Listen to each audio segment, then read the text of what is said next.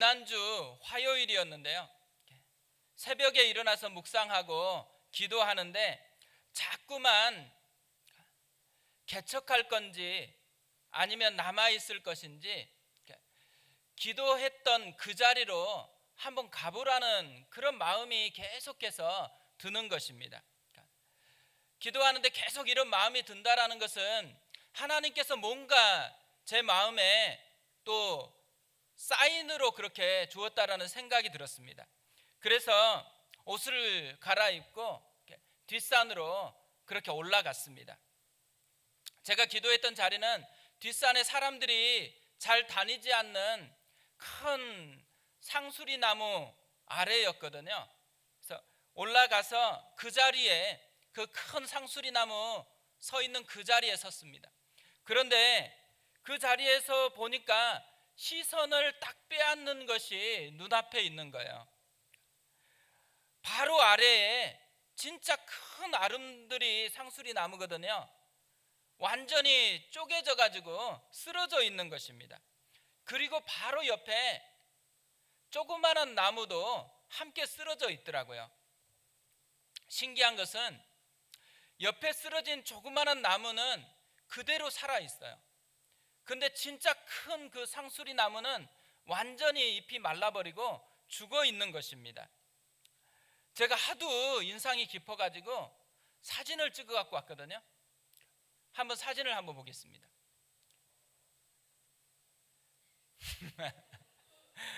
사진을 보는데 좀 시간이 걸립니다.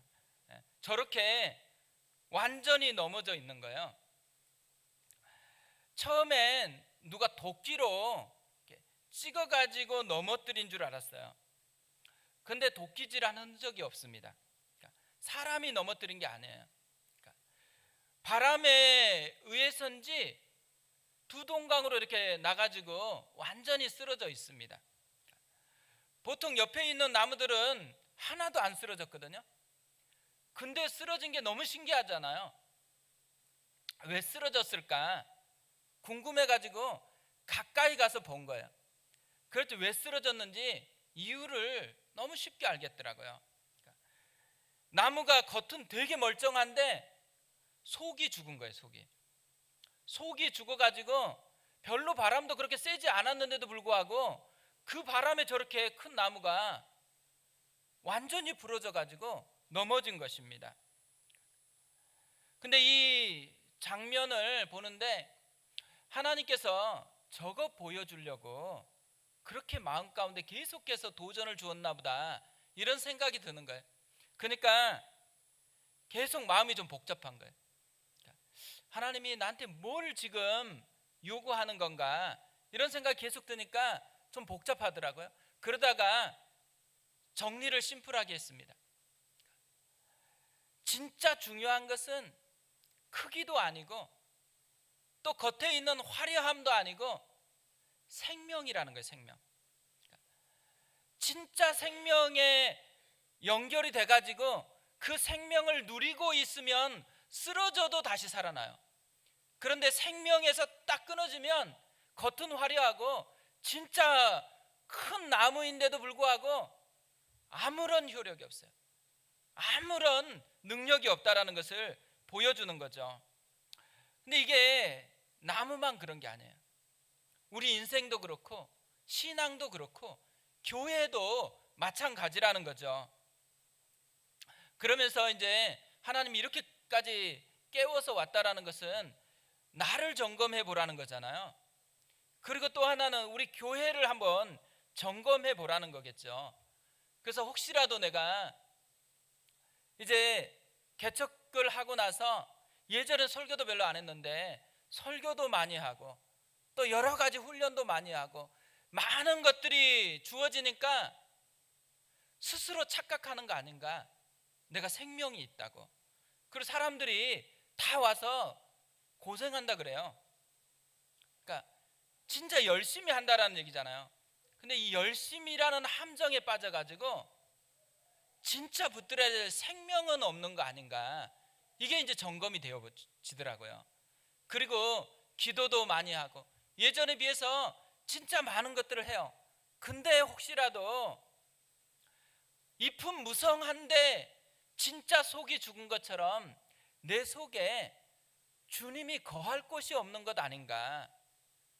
개척할 때 그 자리에서 제게 주셨던 하나님의 첫 번째 기도 제목이 뭐냐면 주님의 거처가 되게 해달라는 거거든요.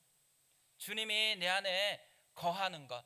두 번째 기도는 주님으로 충분하게 해달라는 거였어요. 두 가지 기도밖에는 안 했습니다. 개척할 것인지 아니면 남을 것인지 그것 위해서 기도하려고 갔는데, 그거 기도하려고만 하면 두 가지밖에 생각이 안 나요. 나에게 주님이 거하는 그런 거처가 되게 해달라는 것과 예수님으로 충분하다고, 그 고백이 있게 해달라고, 그것만 기도했었거든요. 그런데 그걸 기도하다 보니까 하나님께서 개척하라고 하시는구나, 이 마음이 들었습니다. 그런 교회를 원하는 거예요. 주님이 거하고 주님이 거하는 것으로도 충분하다라고 느낄 수 있는 그런 교회를 주님이 원하시는 거구나, 이것을 깨닫게 되었던 것이죠. 그 다시 점검을 또 하게 되는 거예요. 그러면서 링컨이 했었던 명언 하나가 생각이 났습니다. 나에게 나무를 자를 6시간을 준다면 나는 먼저 4시간을 도끼를 날카롭게 하는데 쓰겠다.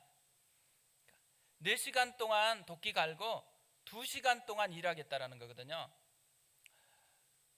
우리의 삶에서 보면요, 너무 분주한 거예요. 저도 너무 바쁜 거예요. 실제로 6시간 있다 그러면 한 5시간 반은 일하고 한 30분은 도끼 가는데 쓰는지 모르겠어요. 그럼 링컨의 지혜가 어디 있어요? 4시간 도끼 갈고 2시간 하는 거예요. 도끼를 안 갈고 계속 일하면 어떻게 돼요? 힘만 들 뿐이지 실제적으로는 열매는 없는 삶을 살아가는 것이죠. 가을인데요, 주님이 우리에게 도끼질보다는 좀 도끼를 갈라고 하신다라는 생각이 들었습니다. 점검을 해봐야 되는 거죠.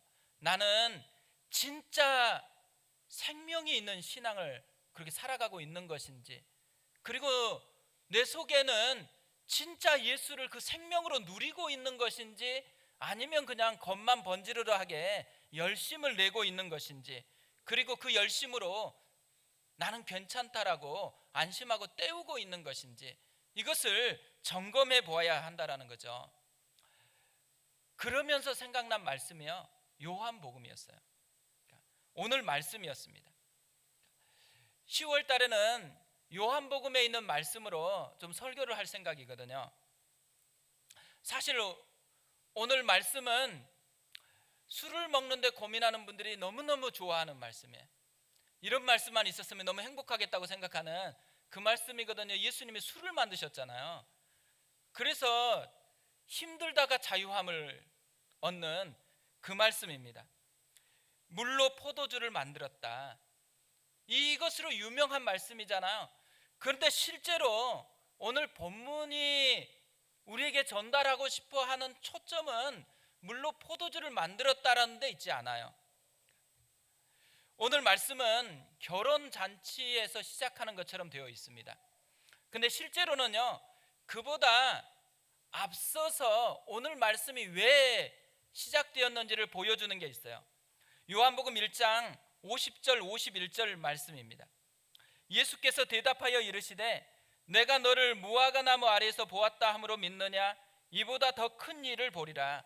또 이르시되 진실로 진실로 너희에게 이르노니 하늘이 열리고 하나님의 사자들이 인자 위에 오르락 내리락 하는 것을 보리라 하시니라. 예수님이 나다나엘을 제자로 삼았어요. 그리고 이 나다나엘에게 약속한 것이 이 말씀입니다.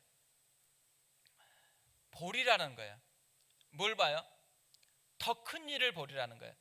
또 하나, 하늘이 열리고 하나님의 사자가 인자 위에 오르락 내리락 하는 것, 그러니까 하나님의 역사가 있는 것을 보리라는 것이잖아요. 주님이요, 이보다 더 큰 일을 보리라, 나를 통해서 하나님의 역사가 나타나는 것을 볼 것이다. 왜 이 이야기를 해요? 너네들이 이것을 통해서 나를 새롭게 알게 될 거라는 거예요. 예수님을 새롭게 경험하게 될 거라는 거예요. 그래서 예수님이 자기가 알았던 범주가 아니고 진짜 놀라운 분이었다라는 것을 발견하고서 감격해 할 거라는 것을 이야기하고 있는 것이죠. 신앙은요, 새롭게 보는 거예요.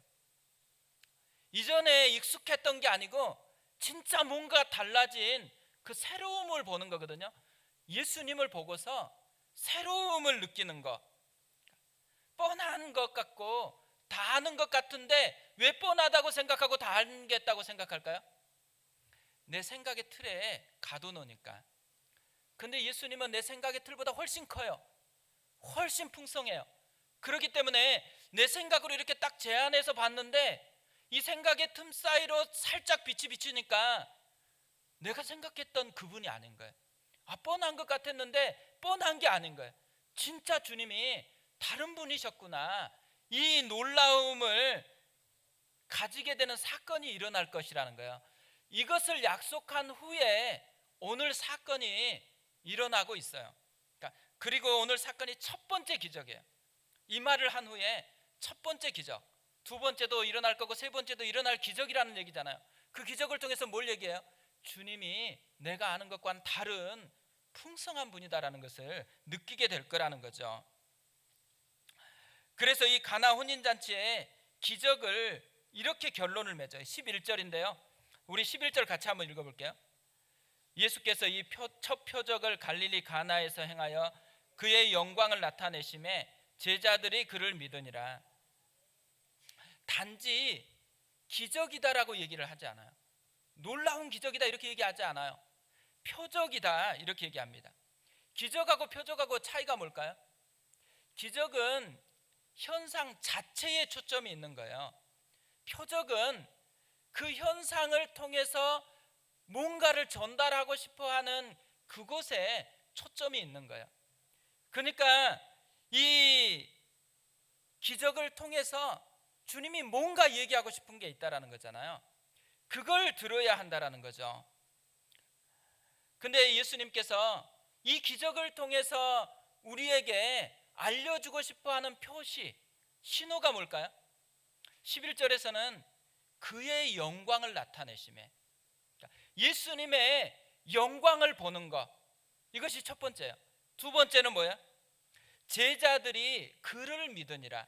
그 영광을 보고서 예수님을 믿게 되어지는 것, 이것이 주님께서 우리에게 주고 싶어하는 메시지라는 거예요. 이 두 가지는요, 신앙생활의 가장 중요한 뼈대예요. 뼈대. 신앙생활의 가장 중요한 뼈대 첫 번째가 뭐예요? 예수님을 맛보는 거예요. 예수님의 영광을 아는 거예요. 그 영광을 맛보고서 두 번째, 그것을 통해서 진짜 감격을 누리면서 그분을 믿고 따르는 것, 이것이 신앙생활의 두 가지 기둥이에요. 이 두 가지 뼈대를 알려주고 싶어서 이 기적을 우리에게 표적으로 보여주고 있다라는 거죠. 우리가 오늘 이 사건을 통해서요, 이 가나안 혼인잔치를 통해서 예수님이 어떤 분인가 이걸 봐야 되잖아요. 오늘 말씀은 예수님을 그렇게 복잡하게 소개하지 않습니다.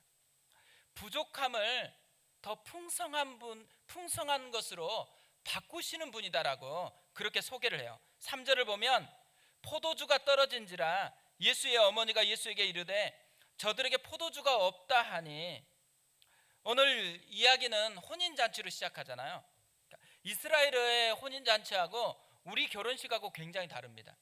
우리는 하루에 딱 1시간 조금 지나면 끝나잖아요. 저도 주례 많이 해봤지만 요즘에는 호텔에서 주례할 때 몇 분 설교를 해야 돼요? 연세 드신 분이 설교하는 것을 호텔에서 안 좋아해요. 젊은 사람이 설교하는 걸 좋아해요. 그래서 호텔에 딱 가면은 호텔 그 가이드 하시는 분이 반드시 물어봐요. 설교 몇 분 하시는지. 그럼 제가 몇 분 한다 그럴까요? 5분 합니다. 근데 조금 길어지면 8분까지 갈 수 있습니다. 그러면 안심하고 가요. 그러면서 사실은 안심 안 하는데 한마디 더 해줘야 돼요.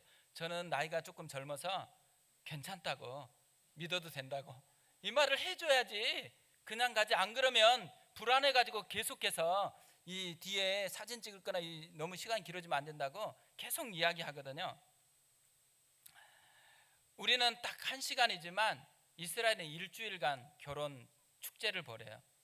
그런데 이 축제를 벌이는데 가장 중요한 게 뭐냐면 포도주예요. 포도주는 기쁨의 상징입니다. 다른 건 부족해도 괜찮은데 포도주가 떨어지면 안 돼요. 그런데 오늘 이렇게 기쁨으로 시작했던 축제인데 중간에 포도주가 떨어져 버렸습니다. 부족함이 갑자기 찾아온 거예요. 근데 사실은 오늘 본문을 보면 이게 다 인생이거든요. 우리도 결혼식 준비한다 그러면 어떻게 해요? 몇 명 하객이 올 건지, 또 어느 정도 비용이 음식을 준비하면 될 것인지 다 꼼꼼하게 따져요. 그리고 플러스 알파 해가지고 준비하거든요. 분명히 이 집도 어느 정도 올 것인지, 그리고 마을도 크지도 않는데 어느 정도 올 것인지, 어느 정도 준비하면 될 것인지, 또 누가 술을 많이 먹는지 뭐 다 계산했을 거 아니에요. 풍성히 준비했을 건데 신기하게도 자기 생각과 다르게 부족해 버렸어요. 우리도 그럴 때가 많죠. 열심히 준비했어요. 이 정도면 될 거라고 생각했어요. 근데 갑자기 변수가 생기는 거예요. 안 되는 거예요. 안 되면 어디에 우리의 마음이 쏠려져요? 사실 다른 사람은 다 괜찮은 것 같은데 나만 그런다 생각하면 서운해요. 원망이 찾아오잖아요. 근데 우리가 붙들어야 될 게 뭐냐면 부족함이 없는 인생은 없다라는 거예요. 부족할 때 너무 낙심할 필요 없다라는 거예요. 왜 낙심하지 않아도 돼요? 부족함을 더 풍성함으로 바꾸시는 그분이 우리와 함께하고 있다라는 거죠. 10절을 봐보세요. 말하되 사람마다 먼저 좋은 포도주를 내고 취한 후에 낮은 것을 내거늘 그대는 지금까지 좋은 포도주를 두었도다 하니라. 연회장이 한 말이에요. 연회장이 보통 집에서는 좋은 것 먼저 내고 술 취하니까 맛을 모르니까 그때부터 점점 나쁜 걸 내는데 이 집은 다 떨어졌는데 갑자기 좋은 걸 낸 거예요. 뭘 의미를 해요? 사람이 만든 것과 비교할 수 없는 주님의 풍성함이 남아있다라는 것을 우리에게 보여주는 거죠. 주님은 부족한 것을요 우리가 생각해보지 못한 풍성함으로 바꾸시는 분이라는 거예요. 그렇다고 뭐 예수님이 뛰어난 와인 제조업자다 이런 거 아니에요. 그래서 조금 나쁜 와인을 주님께 가져가면 기도만 하면 갑자기 최상급으로 바뀌어져요. 그러면 얼마나 좋겠어요. 근데 그렇지 않습니다. 주님은 이 말씀을 통해서 뭘 얘기하고 싶은 거예요? 물이 포도주로 바뀌었다는 건 뭘 의미해요? 완전한 변화를 만들어내시는 분이라는 거예요. 우리는 포도주가, 그러니까 물이 포도주가 절대 안 되거든요. 물하고 포도주는 화학 방식이 완전 달라요. 그래서 아무리 무슨 작용을 해도 안 되게 돼 있어요. 그런데 예수님께서는 완전한 질적인 변화를 만들어냈다라는 것을 우리에게 보여주고 있죠. 뭘 얘기하는 거예요? 예수님은 인간이 아니고 창조주 하나님이시라는 거예요. 그렇기 때문에 창조주만이 할 수 있는 질적인 변화를 그렇게 보여주고 있다라는 것을 우리에게 알려주는 거죠. 사람이 할 수 없지만 하나님은 할 수 있어요. 우리가 뭔가 물 같아가지고 나는 진짜 안 된다, 난 부족해서 이제 변화가 안 된다, 절망할 필요 없어요. 왜 안 돼요? 내 힘으로 해서 안 된 거죠. 주님이 나를 만지는 순간에는 변화될 수 있어요.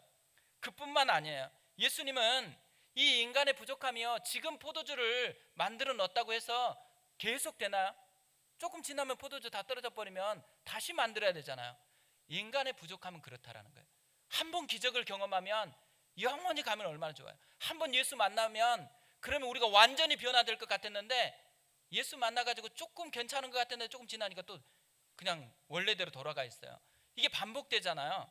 그러니까 우리가 답답할 때가 있죠. 그런데 주님께서 그걸 아시고서 인간의 이 부족함의 뿌리를 송두리째 바꾸고 싶은 거예요. 그걸 뭘로 알 수 있어요? 마리아가 예수님께 부탁을 하잖아요. 근데 예수님이 진짜 이상한 대답을 합니다. 4절 보세요. 4절 우리 같이 한번 읽어볼게요. 예수께서 이르시되 여자여 나와 무슨 상관이 있나이까 내 때가 아직 이르지 아니하였나이다. 여자여, 어머니 아니에요. 여자여 이렇게 불렀거든요. 이 표현이 되게 좀 불편하잖아요. 옛날에 어르신 같으면 이런 표현을 쓰면 어떻게 해요? 호로자식이라 그러잖아요. 저런 못된 놈이 있냐 이렇게 얘기할 그 표현을 쓰고 있다고 생각을 해요. 근데 원래 이 단어 여자여라는 단어는 귀나이라는 헬라어인데요, 이거는 이렇게 부정적인 표현이 아니에요. 존경을 담아서 쓰는 표현이에요. 근데 문제는 이 말을 우리나라 말로 번역할 게 없어요. 그래서 여자여라는 좀 사실은 극존칭으로 이렇게 느껴지지 않는 그런 말로 번역할 수밖에 없었습니다. 근데 예수님께서 여자여 이렇게 한 다음에 뭘 얘기해요?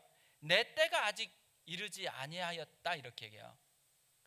왜 예수님께서 갑자기 그냥 고쳐주면 되는데 내 때가 아직 이르지 않았다 이렇게 얘기할까요? 예수님이 지금 자신의 때에 대한 생각이 가득하다라는 거잖아요. 지금 사역을 출발해요.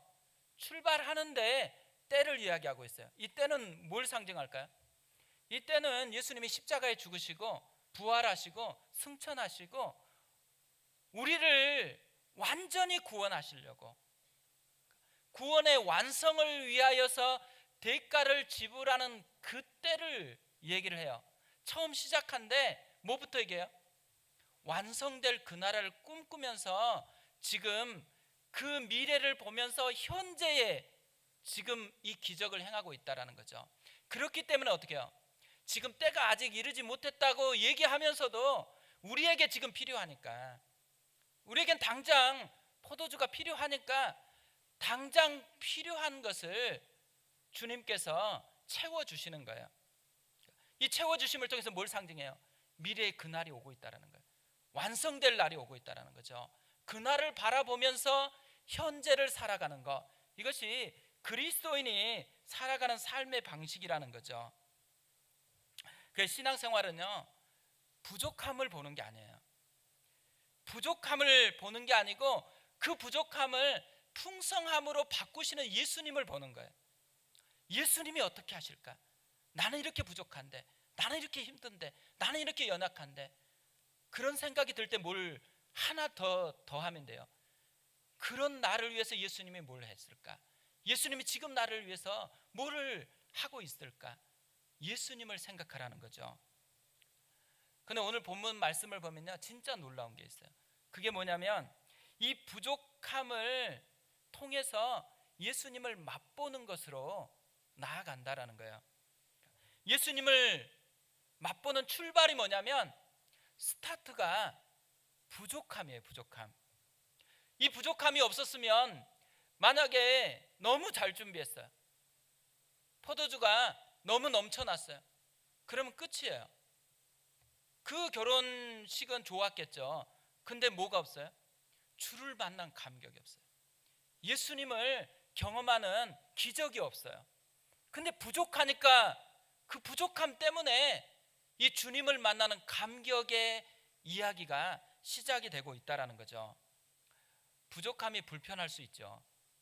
근데 부족함이요, 하나님의 역사를 맛보게 되는 신호탄이 될 수도 있다라는 거죠. 나의 끝 예수의 시작이라는 책이 있습니다. 예전에도 한번 이 이야기를 한 것 같거든요. 이 책에 보면 서론에 진짜 놀라운 이야기를 기록하고 있어요. 저자인 목사님이 브라이언이라는 성도와 통화한 그 이야기가 기록되어 있습니다. 이 브라이언이라는 성도가 앤서링 머신에 메시지를 남겼어요. 메시지 내용이 뭐냐면 18개월 된 그의 아들이 몇 주 전에 세상을 떠났다라는 거예요. 그러니까 목사님이 얼마나 힘들겠어요. 그래서 전화를 했습니다. 통화를 하는데 이 브라이언이 굉장히 충격적인 얘기를 하는 거예요. 이 아이가 왜 죽었냐면 자기가 후진하다가 쳤대요. 너무 어리니까 얘가 나올 거라고 생각을 안 한 거예요. 그리고 후진을 했는데 그곳에서 아이가 죽게 된 거예요. 그게 얼마나 힘들겠어요. 목사님도 무슨 말을 해야 될지를 모르는 거예요. 한참 머뭇거리다가 마지막 질문을 했습니다. 혹시나 해서 이렇게 질문했어요. 혹시 마지막으로 특별히 더 하고 싶은 말씀이 있는 건가요? 이렇게 전화 통화를 하고 싶다라는 것은 그 얘기 이상의 것들을 뭔가 남기고 싶은 게 있으니까 전화를 했겠죠. 그래서 이 질문을 했는데 그러자 이 브라이언이 진짜 놀라운 한마디를 해요. 이렇게 얘기합니다. 모든 걸 잃은 것 같은 이 순간 난생 처음으로 예수님의 실제를 만났어요. 무슨 말인지 아시겠어요? 이게 이상한 일인가요? 이 친구가요 그냥 대충 신앙생활 하는 사람이었어요. 그런데 이 아들이 죽고 난 후에 진짜 끝 같았는데 그곳에서 예수님의 실제를 경험했어요. 진짜 예수님을 만난 거예요. 그 자기도 이상한 거예요. 그래서 질문한 거죠. 이 목사님이 그래서 책 제목을 나의 끝, 예수의 시작 이렇게 정했습니다. 나의 끝이요 예수의 시작이 될 수 있다라는 거죠. 그렇다고 모든 사람이 끝이 예수님의 시작이 되느냐? 안 그래요. 많은 사람들은 진짜 끝이요 신앙의 끝이 되는 분들도 많아요. 이렇게까지 어떻게 나한테 그럴 수 있냐고 끝을 보면서 주님을 떠난 분들이 진짜 많아요. 그런데 끝이요 진짜 시작이 될 수 있는 사람도 있어요.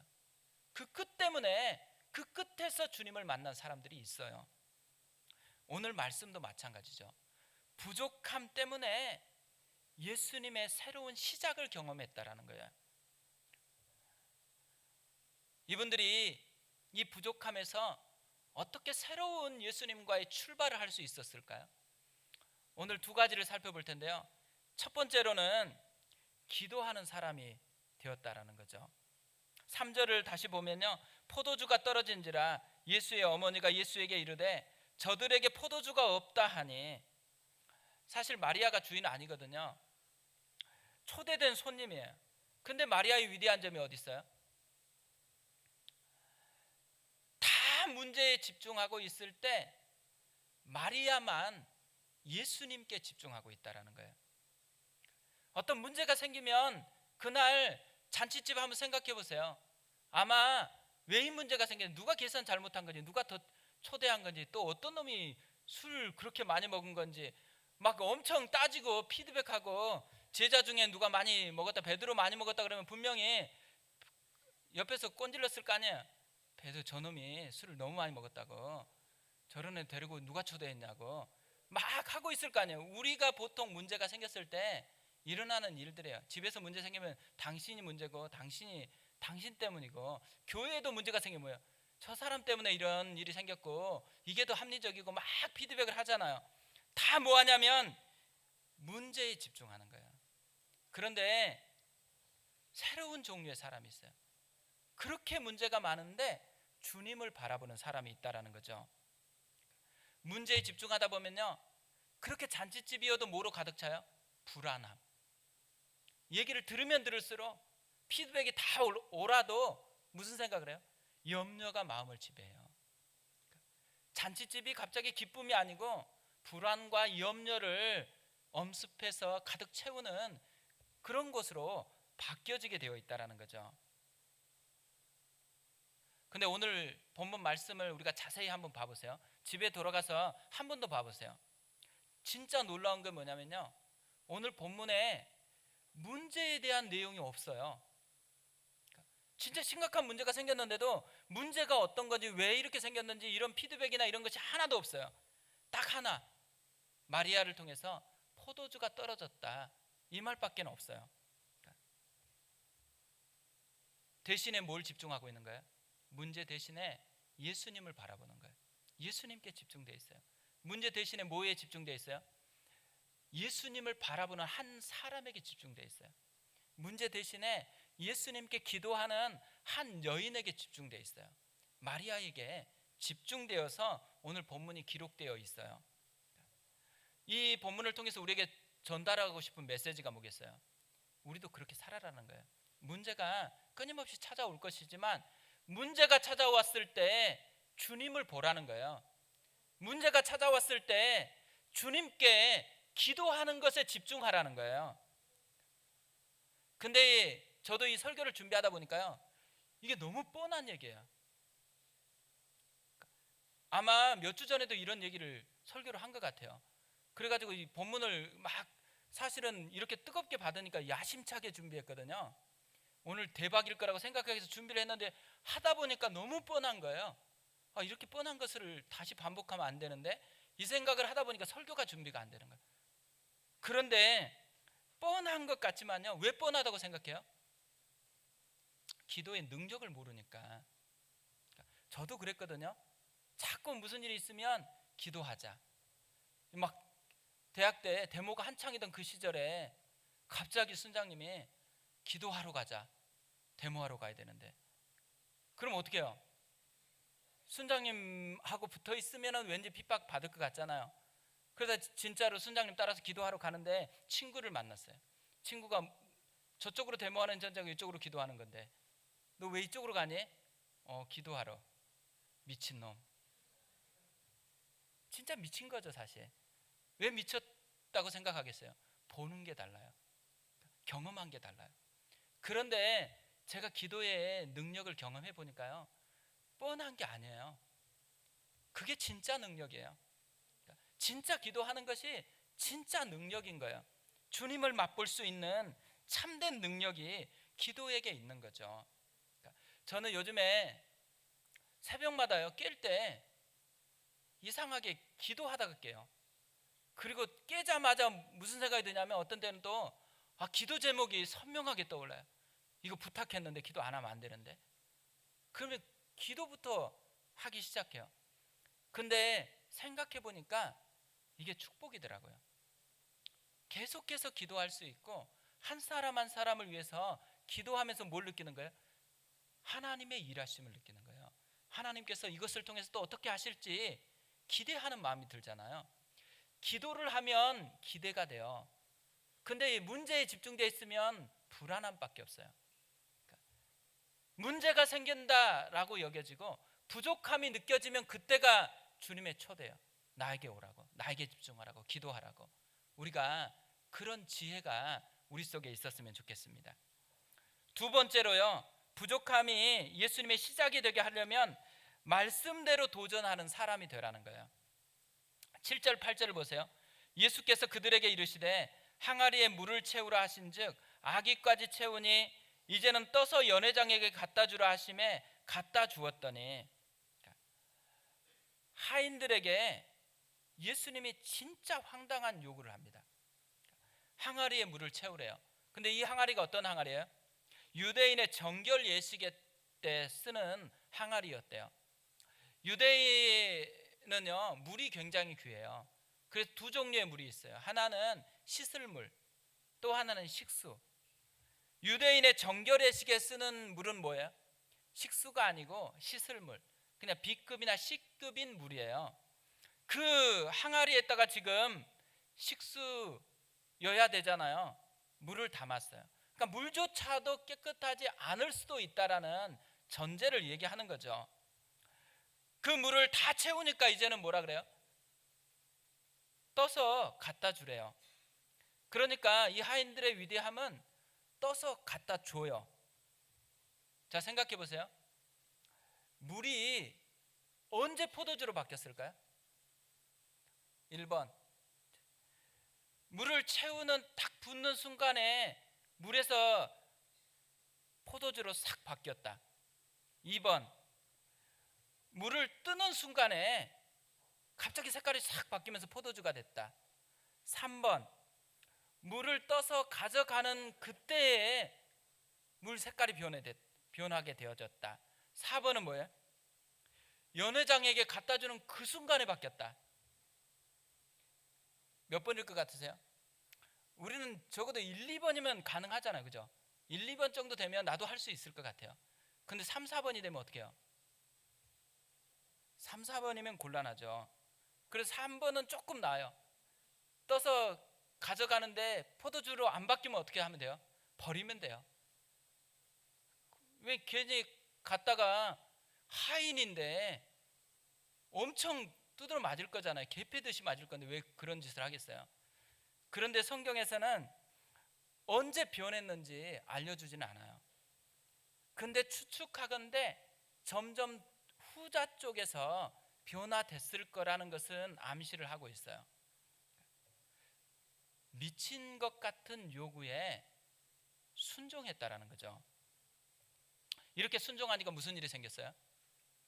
물도원 하인들은요, 남이 전혀 못 보는 맛볼 수 없는 기적을 온몸으로 경험해요. 9절을 보세요. 연회장은 물로 된 포도주를 맛보고도 어디서 났는지 알지 못하되 물도원 하인들은 알더라. 연회장의 신앙이 있고 하인의 신앙이 있다라는 거예요. 연회장은 누가 다 기도해줘서 그거 응답받은 거, 그러니까 괜찮네 이렇게 신앙생활 하는 사람이 있어요. 그런데 진짜 자신이 헌신해보고 하면서 온몸으로 자기의 것으로 신앙을 맛보는 하인 같은 그런 신앙이 있다라는 거죠. 하인들은 진짜를 경험한 거예요. 진짜. 개척한 이유가 어디에 있겠어요? 개척한 것은요, 진짜 주님을 경험하고 싶은 거예요. 진짜 주님이 살아계시면 주님의 교회를 주님 약속대로 세울 거라는 것을 믿고 도전해보고 진짜 주님이 어떻게 하시는지 그거를 보는 은혜를 누릴 수 있으니까, 하나님께 도전해보면 하나님이 어떻게 하실지를 맛보는 이 도전을 할 수 있잖아요. 그것이 개척하게 된 동기예요. 또 뭐예요? 모든 사람들이 와서 진짜 주님을 그렇게 맛보기를 원하니까. 그래서 컨택도 안 한 거예요. 또 왔는데도 어떤 분은 등록을 권하지 않으니까 떠나간 분도 있었거든요. 그래도 권하지 않았어요. 한 분이 와서 자기에게 권해주면 등록하겠다 했거든요. 한마디만 하면 등록을 하겠다고 했는데 제가 단호하게 거절했어요. 집에 가셔서 부부끼리 기도하시고 진짜 하나님이 이곳에 보내셨다고 하면 그때 등록하셔도 늦지 않다고. 그때 저희 교회가 몇 명이었을 것 같으세요? 50명도 안 됐어요. 50명 성도도 안 됐어요. 제 마음속엔 불안했죠. 언제 채워지나. 목사님이 맨날 물어봤거든요. 너 왜 이렇게 안 모이니? 너 왜 이렇게 정리해? 계속 물어봤거든요. 그래도요, 뭘 주고 싶은 거예요? 진짜 주님을 만날 수 있는 기회를 주고 싶은 거예요.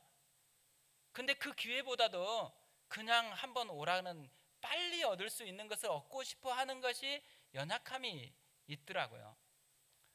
그러면서도요, 이곳에 오면은 절대 그렇게 안 하기로 결심했거든요. 계속 떠나가니까, 왔다가 구경만 하고 가시니까 이제는 오면 무조건 잡아야지, 누가 말만 하면 무조건 잡아야지, 그런 생각을 했어요. 근데 지금도 그렇게 하고 있어요. 지금도 잡지 않아요. 왜 잡지 않겠어요? 진짜 주님을 맛봐야 되거든요. 주님이 진짜 그렇게 일하신다라는 것을 맛볼 수 있는 기회를 줘야 되니까. 오늘 본문을 보면요, 이 하인들이 왜 이렇게 순종할 수 있었을까? 이들이 이렇게 순종할 수 있었던 것은요, 마리아 때문에 그래요. 5절을 보시면 이렇게 되어 있습니다. 그의 어머니가 하인들에게 이르되 너희에게 무슨 말씀을 하시든지 그대로 하라 하니라. 이 마리아의 말을 듣고서 지금 하인들이 그대로 순종하고 있는 거예요. 이들이 어디에 믿음의 근거를 두고 있냐면 마리아의 믿음에, 이들의 믿음을 지금 거기에 연결해서 같이 가고 있다라는 거죠. 무슨 말이냐면요, 마리아는 말을 하면 사람들이 믿는, 믿음이 가는 사람이었다라는 거죠. 말할 때 먹히는 사람, 그게 마리아였어요. 그러니까 교회에서 진짜, 그러니까 저도 그렇지만요, 담임 목사로서 진짜 해야 되는 것 중에 하나가 뭐냐면 이중적인 것이 되면 안 된다는 거예요. 왜 안 되겠어요? 금방 눈앞에 보기 좋은 거 선택하다가요, 나중에 조금 지나면 드러나게 돼 있어요. 그러면 뭐가 깨져요? 신뢰가 깨져요. 신뢰가 깨지면 하나님의 말씀이어도 그 말씀으로 안 들려요. 그렇기 때문에 진짜 애써야 되는 게 뭐냐면 신뢰를 확보하는 거예요. 근데 신뢰를 확보한다는 게 잘 산다라는 게 아니에요. 저도 인간이잖아요. 잘 사는 게 아니고 잘 살지 못하는 것을 그대로 보여주는 게 신뢰예요. 저도 한 인간으로서 주님을 향해서 나아가고 있는 과정이다라는 걸 보여주는 거지, 나는 괜찮고 목사하면 다 되는 것 같고, 그게 아니에요. 목사가 왜 다 되겠어요? 저보다 신앙 좋은 분들이 얼마나 많은데요. 과정을 투명하게 보여주는 거죠. 마리아는 그런 신뢰를 확보한 사람이었습니다. 우리가 가야 될 길이 어디 있겠어요? 마리아의 길이에요. 그러니까 마리아처럼 신뢰를 확보하고, 또 우리 교회도 마리아 같은 교회가 돼야 된다라는 거죠. 그러니까 다음 주가 새생명 축제잖아요. 새생명 축제는 뭐를 상징해요? 나의 신뢰도가 어느 정도 있는지를 다 측정해 보는 거예요. 이번 주에 가셔가지고 아무나에게 한번 물어보세요. 내 조금 안다고 생각하는 분이면, 야, 다음 주에 놀러 가자, 말하면 어떻게 될 것 같아요? 근데 사실 제가 신앙생활 한 이유가 여기에 있어요. 저는 친구가 갑자기 와가지고 교회 가자 그러니까 단호하게 노했죠. 안 간다. 그랬더니만 얘가 의리를 끊겠대요. 친구의 의리를. 예수님 때문에 교회 간 거 아니에요. 친구 의리 때문에 교회를 간 거거든요. 뭘 신뢰해요? 그 친구를 신뢰했으니까 교회 가기 시작한 거예요. 사람은요, 예수님을 먼저 안 봐요. 누구를 먼저 봐요? 우리를 먼저 봐요. 우리를 보고서 그 다음에 예수님을 보게 되어 있어요. 그러니까 우리는 예수님을 보여주는 거울입니다. 예수님을 드러내는 향기예요. 그리스도의 향기고 그리스도의 편지인 거죠. 우리가 자기 자신에 대한 신뢰를 가져야 됩니다. 나를 그렇게 하나님께서 부르셨으면 내가 그 정도 삶을 살 수 있다라는 거예요. 왜요? 나는 부족해도 부족함을 풍성함으로 만드는 건 내 노력이 아니에요.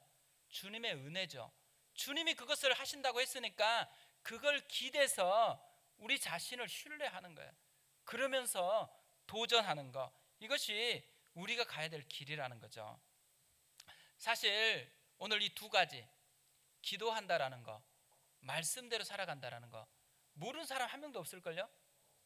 그러니까 설교 준비가 어렵더라고요. 조금 다른 곳으로 가면 쉬운데 너무 뻔한 것을 얘기해야 되잖아요. 그런데요, 이 뻔한 것이 능력이에요. 저희가 제자 훈련을 할 때 터다지기라는 과를 하거든요. 터다지기가 뭐냐면 기도하는 방법하고 말씀 보는 방법을 익숙하게 하는 거예요. 평생 기도와 말씀으로 하나님과 깊이 교제하는 것, 이것이 예수를 닮는 길이라는 거죠. 기도하는 것, 말씀을 보는 것, 익히 알고 있고 뻔한 건데요, 뻔한 대로 안 살아서 문제예요. 이걸 안 써보는 거예요. 이게 진짜 주님의 기적을 맛보는, 풍성함을 맛보는 재료인데 한 번도 안 써보고 부족함만 느끼고 살아간다 그러면 얼마나 억울해요. 부족함을 풍성함으로 바꾸는 것, 기도하는 것, 말씀대로 살아가는 것, 뻔한 것이지만 이 뻔한 것이 우리의 영혼을 부욕케 하는 하나님의 능력이라는 거죠. 말씀을 맞추려고 하는데요, 지난주에도 계속 생각나는 찬양이 있었습니다. 원래 잘 모르는 찬양이거든요. 원래 이 가사가, 저한테 떠올랐던 가사가 뭐냐면, 내 삶에 오셔서 빛이 되신 주님. 이 찬양이 이렇게 떠올랐는데 찾아보니까 안 나오더라고요. 계속 찾아보니까 원래 가사가 그게 아니더라고요. 내 삶에 오셔서 길이 되신 주님. 그리고 이렇게 돼 있어요. 내 삶에 오셔서 길이 되신 주님, 주를 더 알수록 감사할 수 있네. 내 모든 걸음에 동행하는 주님, 주를 더 알수록 새날 기대하네. 검색해서 이걸 보는데요, 이 밑에 댓글이 달려 있어요. 이 댓글이 오늘의 결론입니다. 이렇게 되어 있습니다. 진정한 평안이란 고통의 부재가 아니라 하나님의 임재다. 존경하는 선생님이 남기신 문장인데 정말 다시 이 찬양을 통해 와닿는 문장 같아 남깁니다. 비록 고통이 있다 한들 하나님이 있으면 그곳이 천국이며, 또 고통이 없다고 한들 하나님이 없으면 그곳은 지옥임을 다시금 이 문장과 찬양으로 깨닫게 되었네요. 감사합니다. 부족함 때문에 힘든 거 아니에요. 풍성함을 만들어내는 주님을 못 보니까 힘드는 거예요. 우리가 주님은 부족함을 풍성함으로 바꾸시는 분입니다.